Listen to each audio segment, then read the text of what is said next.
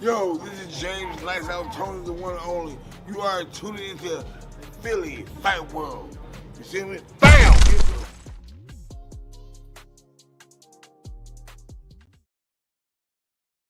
What up, everybody? Welcome back to another session of Philly Fight World with your host, Blake Anthony and Mr. DJ Sooly himself. Of course, you see the title at the bottom. It's a good time for boxing.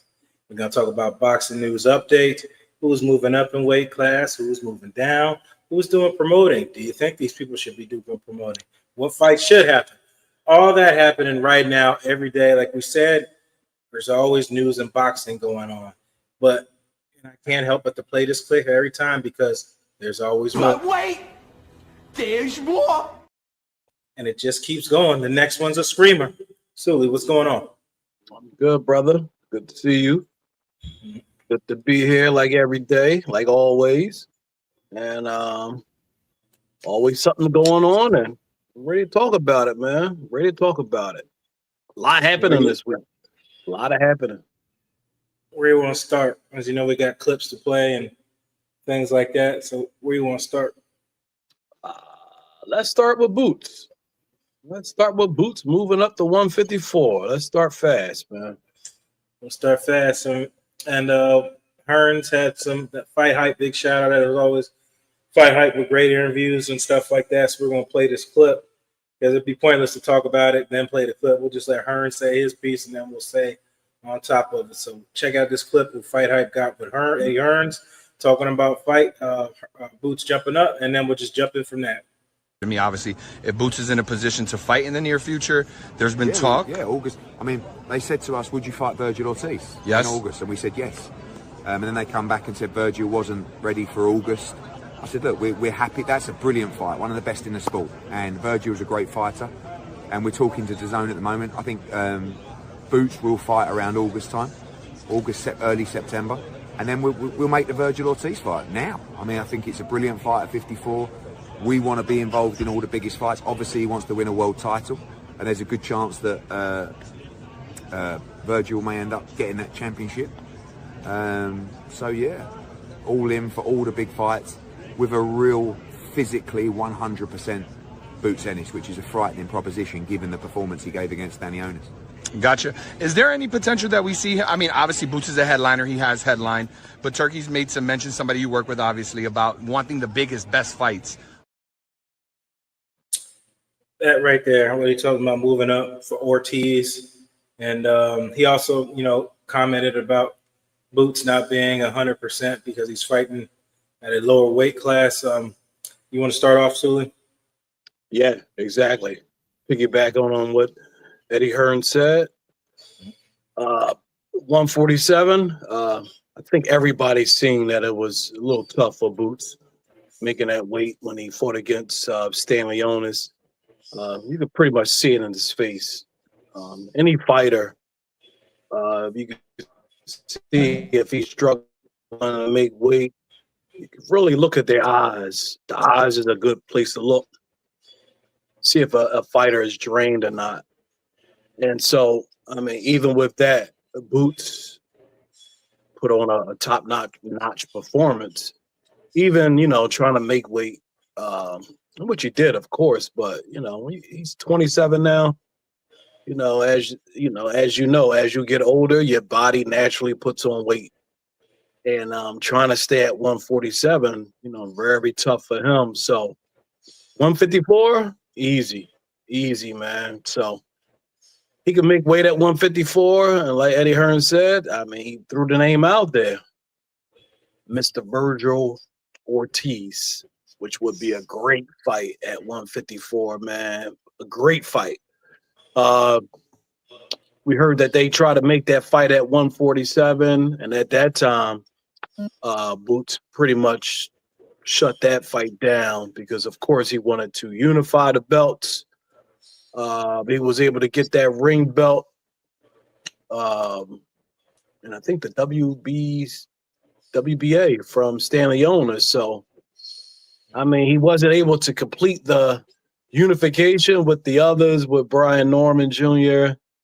and Mr. Barrios over there doing what he does, hide. But hey, he was the the majority of belt holders at 147. Time to move up. So I'm looking forward to, man. That's a great fight. Great fight, man.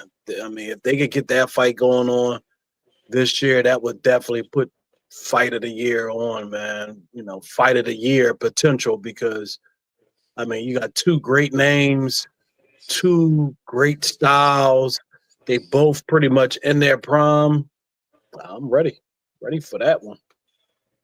Yeah, definitely like that.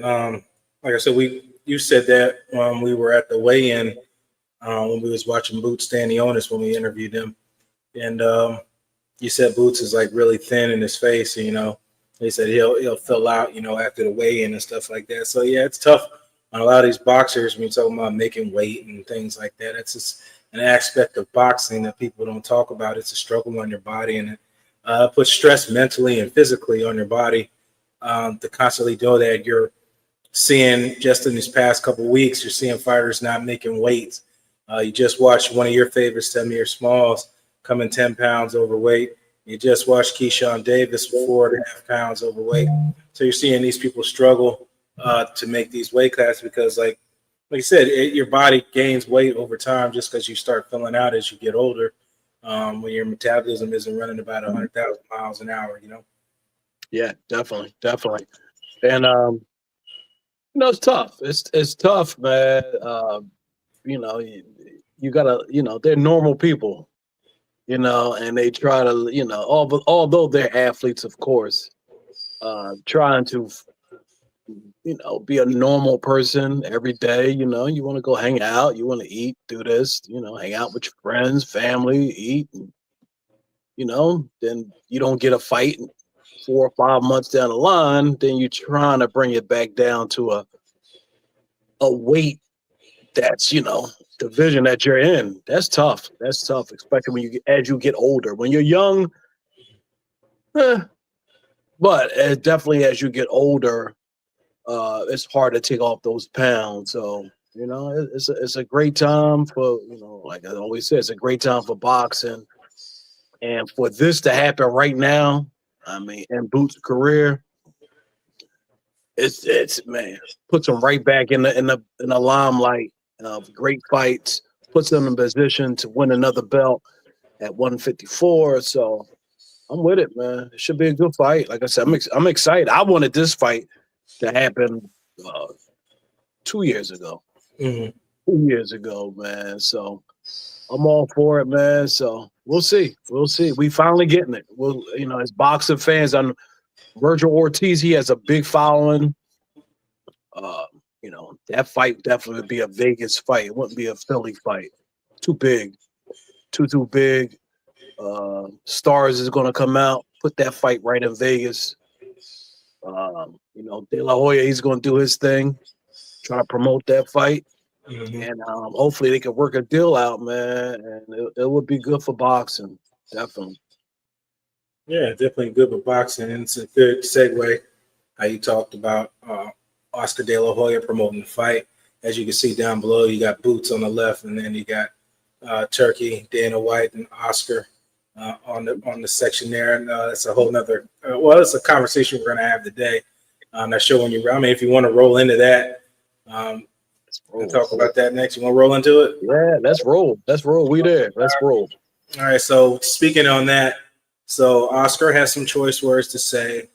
Blair, the Flair Cobbs has some things to say, and you're going to hear everything that they had to say right here. Again, I'm going to play the videos because it puts context, and then we're going to speak on what they said versus what we thought about it already. So first, we're going to play De La Hoya's, and then we're going to play Cobbs' thoughts on Dana White and Turkey and Oscar De La Hoya stuff. So here we go.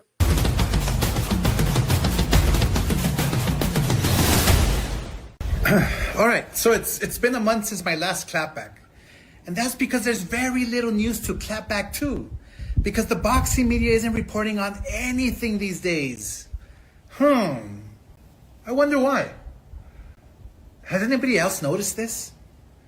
Well, I actually did some digging and confirmed many members of the boxing media have been paid off by certain people and essentially muzzled. I mean, these are the facts. For example, 6 of Eddie Reynoso's fighters have tested positive for PEDs. The latest being Jaime Munguia 2 weeks ago. 6 fighters and nobody is questioning this? This doesn't seem suspicious or out of the ordinary to you? We just accept the explanation that everyone is eating tainted meat?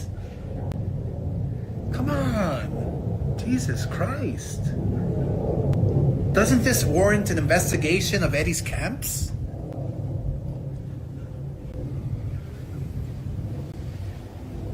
I mean, look, I've known Jaime for over 10 years, and he always tested clean up until his last camp with Eddie and his fight in Riyadh. How is it ethical that you have 6 fighters testing dirty from the same camp, and we don't have questions or consequences? Where's the boxing media? I mean, they crucified Ryan Garcia every fucking day for a full year over a tiny bit of Austrian. So why are they so quiet now? I don't know, man, but when something stinks, it's usually shit. I'm so disappointed, man, in the media, who I've treated like gold for 30 years. I didn't realize you guys could be bought that easily. Now, what the media is reporting, and it's circulating, is that Canelo Crawford is the biggest fight of the decade. I mean, to a purist and a fighter, it's laughable. Because you have Crawford jumping up 2 weight classes to fight Canelo, who's a natural light heavyweight. Crawford, who couldn't push back Madrimov. Life and death with Madrimov. What do you think Canelo's going to do to him? Run him out of the ring. You know what's laughable also? Dana White being named the promoter of this fight, considering he's never been in the boxing space. Has no stable of boxers. He didn't negotiate shit. And is being handed this fight on a silver platter and called promoter. He's the trust fund baby of boxing. That's it. The trust fund baby of boxing. And get this. The fight will take place during the day on September 13th in Las Vegas. During the day. So Canelo will fight during the day on Netflix just to accommodate UFC Noche later that evening on a different network. So does that mean this fight isn't important? Do they not give a fuck about the fans or viewership? Why is it that Canelo has to fight during the day on Mexican Independence Weekend? And UFC, with a roster of names I've never heard of, is going on prime time. Cinco de Mayo. He's fighting in Riyadh, and now he's fighting during the day on the biggest weekend in boxing. Yeah, Canelo will fight anywhere. Anytime he's told, because he doesn't give a fuck. All he cares is about the money. Doesn't give a fuck about the fans. About tradition, the Mexican weekend tradition. Oh, and Dana. What, now you're turning your back on the UFC? I mean, we all know you've been trying to get into boxing for years on your own and you couldn't do it. Remember Zuffa? Oh, but now that Daddy Turkey negotiated a big fight and he paid for it, you're seriously proud to be the trust fund kid presenting to be the face of this fight.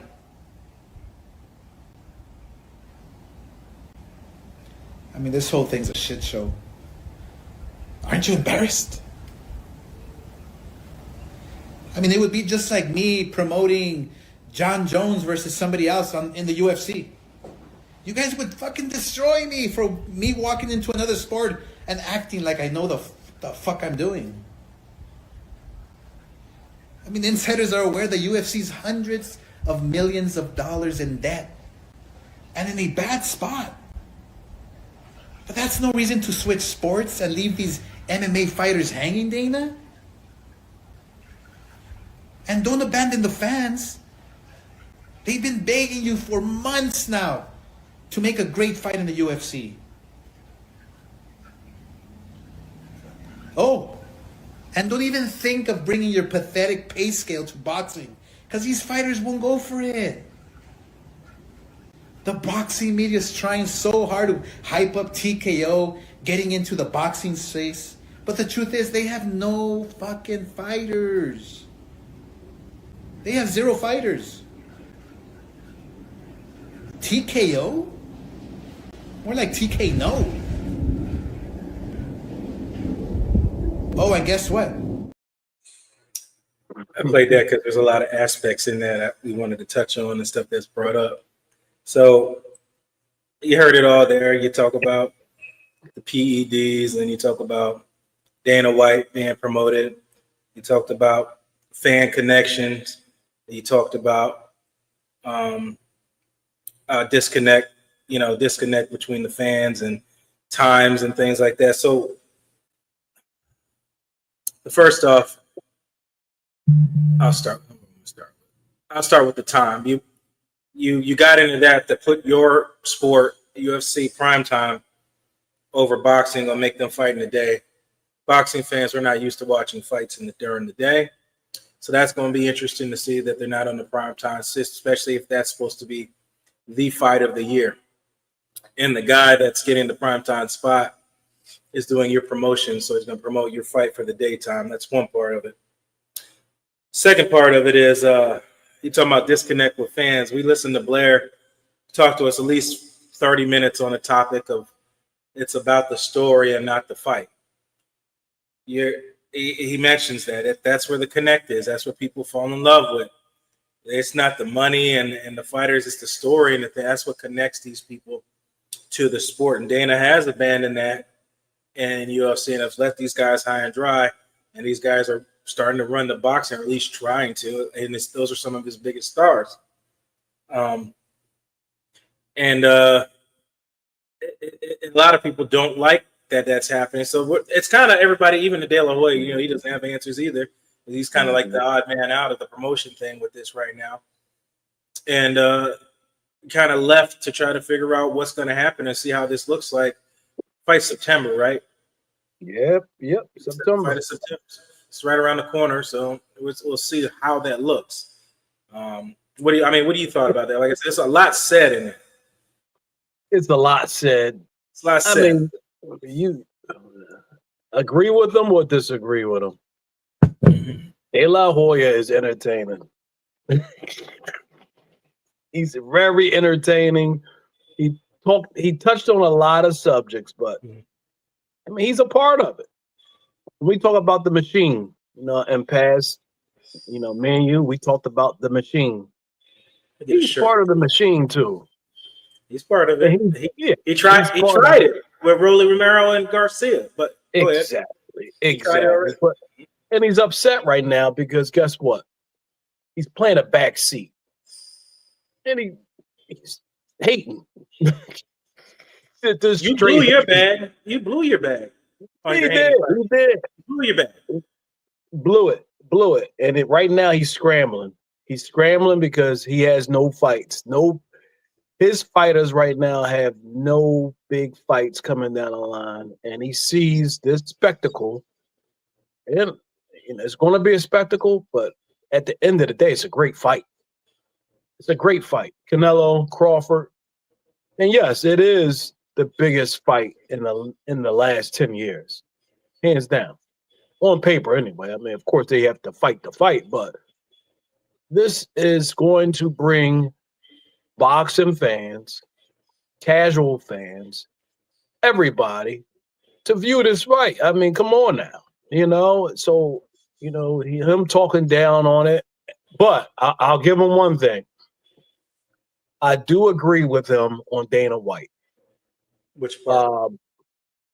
The part of trust fund. Yeah, I mean, that was a little jab he thrown at him. But just on the fact that Dana White tried, and me personally,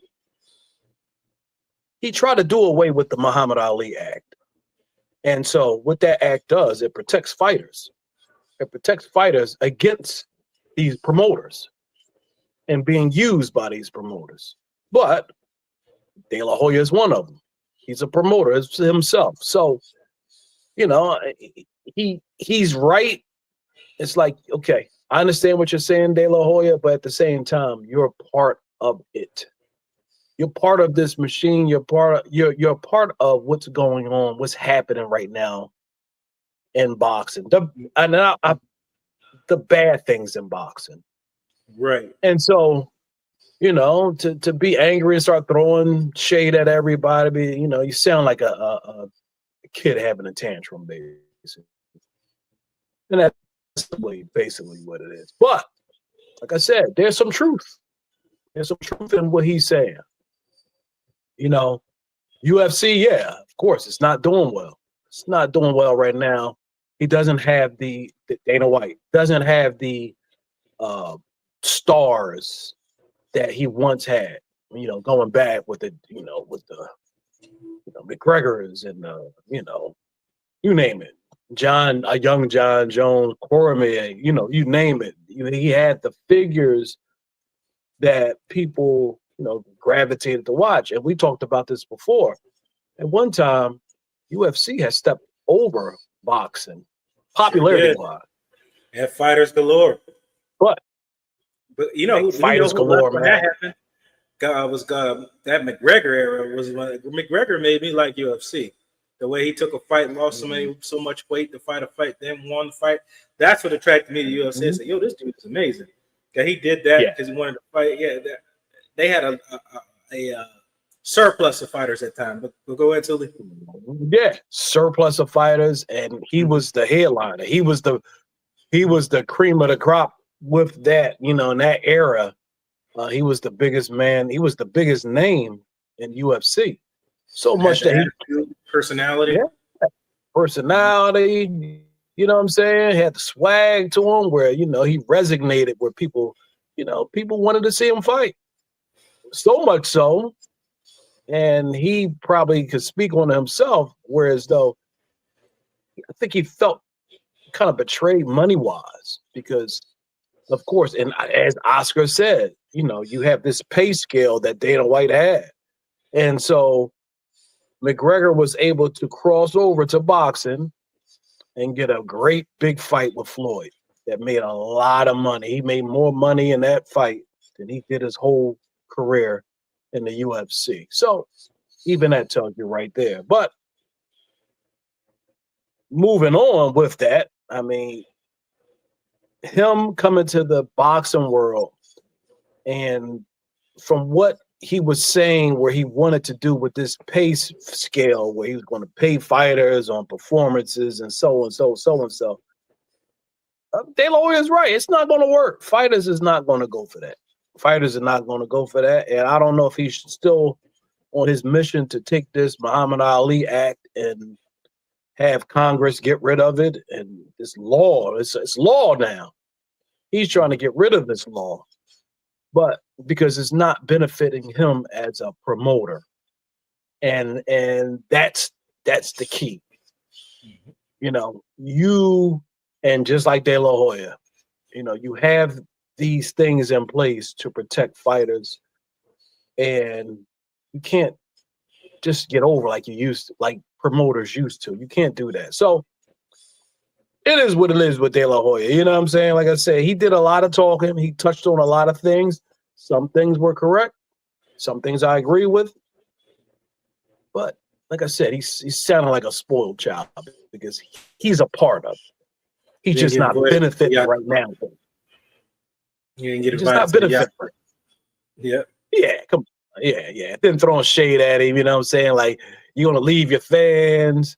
You're going to leave the fighters hanging. And, you know, come on, man. Come on. Like, stop it. It's one event. For right now, it's one event. And so, hey, to make this event what it is, you're going to need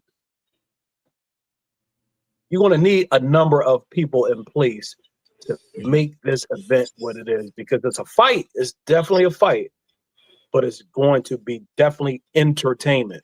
And so that's one thing that Dana White has. He has the resume to put on a great big event. And so I'm all for it. Like I said, I'm looking forward to this fight. I think everyone is looking forward to this fight. So De La Hoya, he can keep hating if he wanted to, but he's going to tune in. Trust it. And, a lot of people he may rub a lot of people the wrong way. Talking about Blair that we just interviewed. A lot of this stuff that Oscar said he had just talked about with us. One's with Dana and the other one's with promotion. As a matter of fact, if you guys didn't watch it, you should. A lot of Easter eggs in that thing. Here's one of the things that he said regarding Dana White. We love it because he's trying to bring these fights together. But what kind of threw me off is when I seen the upcoming promotion for that Canelo Crawford fight. And I've seen that he has gained who's Dana White. Dana White is involved with it now in boxing. Uh-oh. And I said, huh? I said, what? How you gonna bring this hey? Dana White has been trying to ruin boxing for a long time. You spoke on that earlier. I don't know if he's an op or a friendly fire or just like friendly fire. I don't know what's going on. I'm kind of scared, but I'm hopeful that maybe things will work out. The thing with Dana White is that he's found a way to write the story, to tell the story behind athletes and promote these athletes that have like 2-3 fights and over promote. There you go. Talk about that. Yep. So he like I said earlier, for this big event, you want to have people in place who has that resume, who are used to putting on these big events. So Turkey, he's limited in the geographics of this event. You know what I'm saying? I don't think he hasn't had an event this huge in the United States. And so he needs help, and so he's leaning on people who can help him, get this event going, and make it successful. But of course, come back to them, there's truce and then there's shade. And even when he talked about the his own fighter, Ryan Garcia, was with illegal substance in him. And what do you say? Oh, he just had a little bit in his system. He just had a little bit in the system. Come on. And even him, he's going to say Eddie Hearn had, 6 fighters at his camp that tested positive. First of all, he's a promoter. Eddie Hearn is a promoter. It's not his camp. These fighters train in their own camps. Yep. So you can't put that blame on Eddie Hearn. You can't put the blame on Eddie Hearn. These fighters are in different locations. They run their own camps with their own trainers. What they put in their body is what they put in their body. You can't blame the promoter. Just like we can't blame you, De La Hoya, but what Ryan Garcia puts in his body, you can't point the finger at Eddie Hearn. So it's a little bit of crying over, spilled milk. Yeah, it's the pot calling the kettle black. You got a guy who was in a fight and got the fight disqualified. It's like it never happened due to that happening, and then you're accusing other people. But he's a promoter. He's going to do what he's going to do. But Blair, we were talking about promoters and the Muhammad Ali Act. Blair talked about that too. It's just funny that everything he talked about was a discussion among De La Hoya and other guys. There's another one. Promoters are petrified with the idea that a fighter can be stronger than the promotion. Yeah. So they try to control the fighters. They don't want another Manny Pacquiao. They don't want another Floyd. They don't want another Canelo. But the problem, You need another Canelo. You need another Floyd. Right. You need another Pacquiao. You need somebody that's going to rise above the sport. Like, not just a fighter. This is not just the entertainer. This is a fucking icon. This is what absolute true brilliance means. This is what absolute greatness means. Muhammad Ali is an icon. He's a figure. Go. Yep. Like, he wasn't Bruce Wayne. Right. You know what I mean? Yep. Like you said, he's an icon. And you need those kind of guys right now, especially with these fighters that are having guys pulling out guns at their groups and fighting after fights after somebody lost. But these ain't icons doing this type of stuff. You got to have icons in this game if you want this boxing thing to stick around, because you got a stranglehold right now in the fighting world. You know, you want to keep a hold of it, and you can't let these little nuances screw that opportunity up. Like I said, you're so close to the bag. You got to keep it going. You got to keep the bag going. You go. And for the simple fact that what he was saying about what he was saying about Hoya was and promoters was on point, because every icon that we've had, every icon, boxing icon, you talk about Muhammad Ali, you talk about Mike Tyson, so on and so on. All these icons eventually had issues with their promoters. You had Tyson, big issue with Don King. We know Don King. He, every fighter that he done came with, they loved him. Of course, they smiled when they were signed with him. But by the time that contract was over, oh man, it got ugly. It got ugly, and we heard, Tyson, of course, Ali, you name it. Even when Bernard Hopkins got with Don King, you know what I'm saying? They all called him a crook at the end of the day. Mm-hmm. And so, because these promoters, they're all about trying to, look out for their bottom line. And that's what it comes down to. The fighter is secondary. But the great thing is, in today's world, that these fighters, they've learned. Most of them, they've learned from the past. And so now it's more about, promoting yourself. They're getting in deals where they're not locked in. They might do a 2-3 fight deal where you get your fights, you get your money, you get out. You know what I'm saying? And so a lot of these promoters are upset because they're losing that advantage they had over these fighters. And Canelo and Crawford are two of the examples that we have today. Whereas though, we've seen Canelo. De La Hoya, he was with Golden Boy. He done made the switch. He was with the Zone. He's able to set his price and move on. PBC, I'm sorry. De La Hoya was with PBC as well. So he's able to go in, make his money, 2-3 fight deal, move on. And that's what, Crawford himself was locked in with Top Rank all those years and really got taken advantage of. And so he was able to get out of that contract, was pretty much a free agent himself, was able to make a deal with PBC, got the big bag, as we say, with that Spence fight, move on. And now he's got the big bag with this, the fight that he wanted with this Canelo fight. He was able to set the price and make it himself with Turkey Al-Sheikh, giving out the money. Hey, kudos to him, man. Kudos to him. There you go. There you go, man. So make that money, and I'm all for it, man.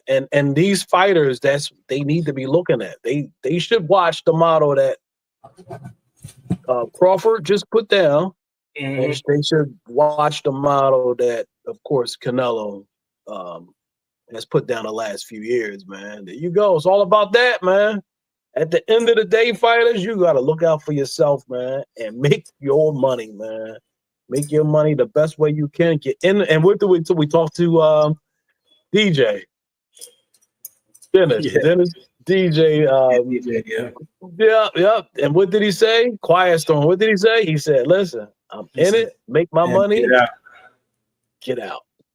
Get the heck out of it, man. Joe said the same thing. Joe said the same thing. I'm out of it. They talking about like early 30s. They want to get out. Granted, they play their finances correctly, but there you go. Make that money, invest it, and get out. Because at the end of the day, you don't want to be. This sport isn't made for you to be fighting into your 40s, trying to make money out of it. You know what I'm saying? Because it's not there. And these promoters, that's what they do. They look at their bottom line and look at their pockets. They're not worried about you as the fighter. So, yeah, definitely. And that's about it. And we were talking about Canelo and Crawford. That their eras are slowly coming to an end. Like we talked about it, this might be Crawford's last fight, as far as we know. He's up there in age. This is the big one for him. There is no other pinnacle other than that after this fight. There's nothing else to achieve at this point, unless he really wanted to fight Boots or wanted maybe to fight a two. Want to fight Boots or somebody maybe else. Maybe depending on the outcome of this fight, maybe a two. Oh yeah, rematch. Canelo too. Yeah. That. Depending on how it goes. Yeah. Yeah. I mean, but definitely, this is his last. Yeah, but I can't, like you said, though, I can't see anything past this fight. This fighter, Canelo, that's it. That's the guy who is in your ear, who was the guy.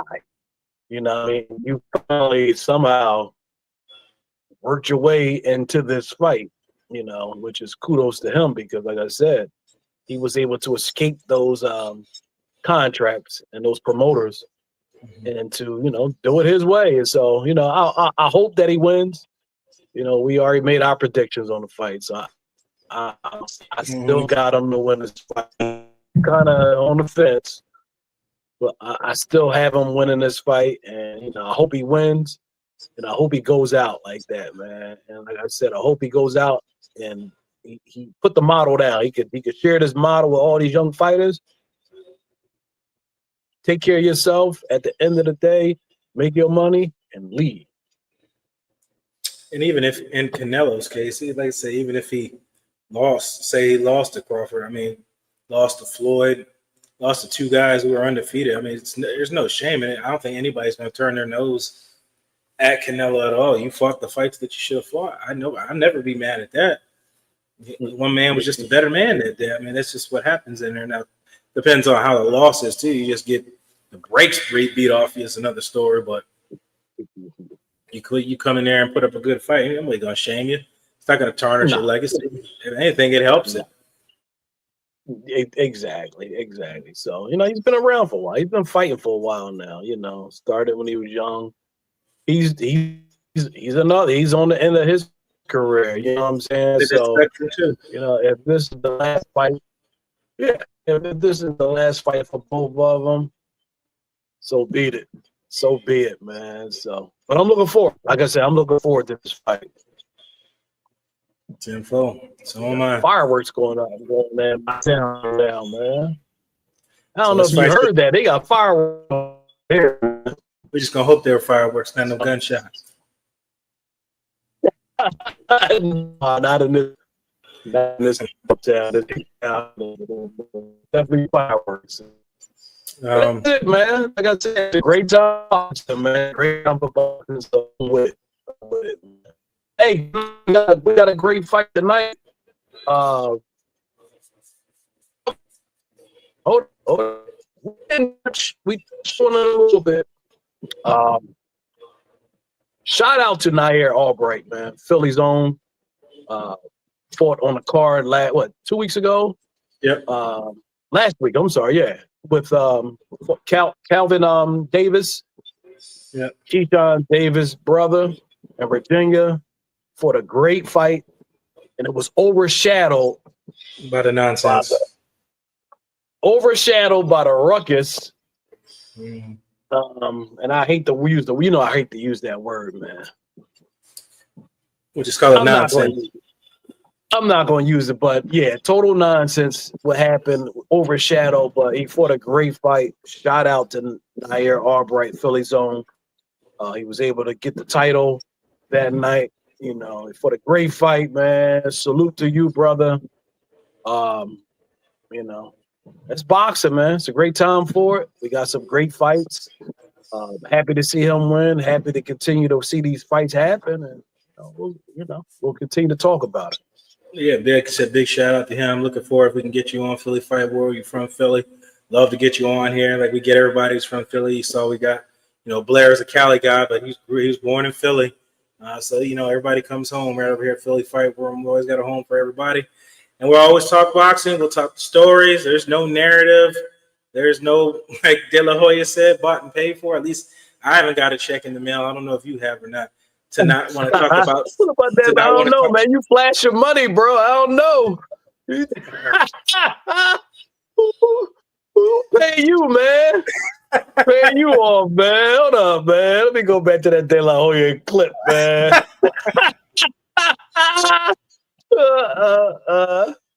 The media is paid off. That's what he's saying, man. That's funny. He said, "No, you can buy bought so easily." He tried to say he was talking about me. Is that what it is? Oh man, you come up with the chains and you throwing out the money, man. I don't know, man. Working your side job over there, man. Nah, great time though, man. De La Hoya, he always gives us something. You might not agree with him, but he's entertainment. He's entertaining, man. So he's entertaining. Yeah, I'm with it. Like Blair said, this is entertainment. Mm-hmm. Entertainment. Well, so it was great. We'll get back on here. Hopefully, it gets anybody on the horizon that everybody can expect next to come on here. Last week I went to that Mickey Bay return to action. Mickey Bay out of Vegas. He returned to action last week. I was welcomed into his camp. He was on the Danny Garcia card, and he did his thing, knocked the guy out, I think, in the third round. We got a video of that. So, we try to get him on this week. We got a big name coming this week, too, man. Stay tuned. Stay tuned. I don't want to put that out yet, but. Yeah, big legend in the game. Legend in the game coming this 40 week. Years, 40 years, 30 years. Yeah, something like that. Something around there. Yeah. So it's going to be great, to talk to him. And for the viewers, definitely tune in for that. I think we got a giveaway coming up with that. So definitely tune in. And we just going to keep rolling, man. Keep talking about this sport, man. Beautiful sport. So I'm with it, man. Great talking to you. Good talking to you like always, man. You can go ahead and say the line. But it's a what? It's a great time for boxing, man. I'm getting that T-shirt. I'm gonna get that T-shirt. I'm telling you. Or get or like this, get the initials. Yeah. Something like that. I'm telling you. Run with it, man. Run with it. And I always end it with our quote: "It ain't as hard as you can hit. It's as hard as you can get hit." We'll see you guys next time, and stay tuned and look forward. See you next time. Peace. If James Tony will take us. Yo, this is James Lights Out Tony, the one and only. You are tuning into Philly Fight World. You see me?